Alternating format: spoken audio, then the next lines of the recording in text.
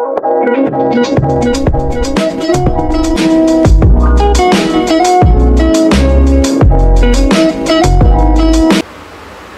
warahmatullahi wabarakatuh. Saya di sini akan mendefinisikan tentang PT Gudang Garam Tbk. Ukuran perusahaan.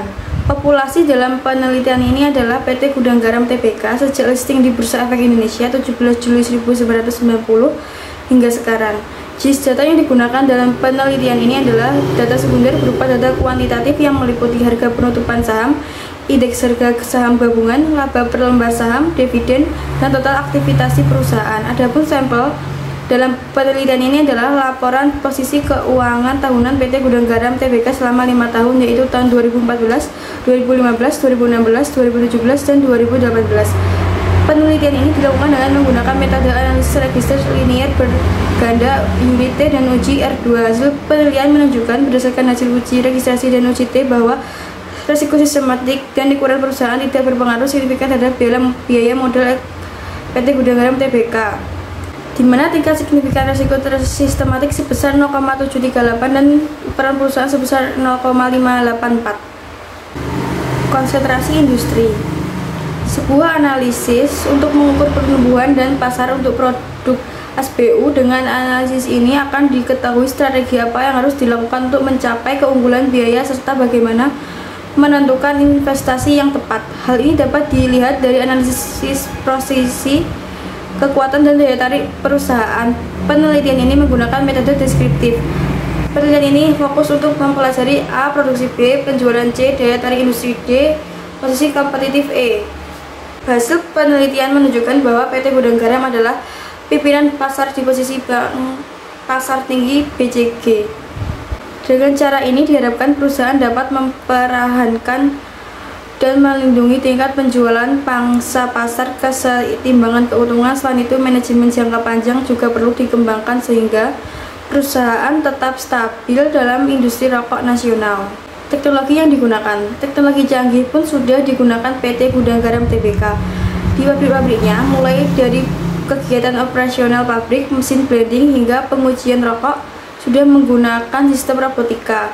Dengan begitu, proses analisa tidak lagi menggunakan rasa, melainkan memakai data sehingga kualitas produknya bisa sama. Struktur pasar yang membentuk harga produk banyak industri rokok yang terdapat di negara ini.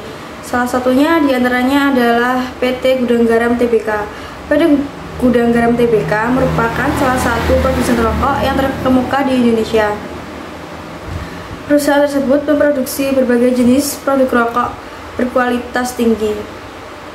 Berikut adalah top brand index di Indonesia dengan kategori rokok kretek filter pada tahun 2009 sampai 2014. Tahun 2009 terdiri dari 4 merek, yaitu Jarum Super, Jisamsu, Magnum Filter, Gudang Garam Surya, dan Gudang Garam Internasional. Untuk kategori rokok filter, pada tahun 2009 dikuasai oleh Jarum Super. Pada tahun 2009, TBI produksi rokok Gudang Garam sebesar 26%, pada tahun 2010 22%, pada tahun 2011 23,8%, pada tahun 2012 24%, pada tahun 2013 yaitu 26%, dan pada tahun 2014 sebesar 28%.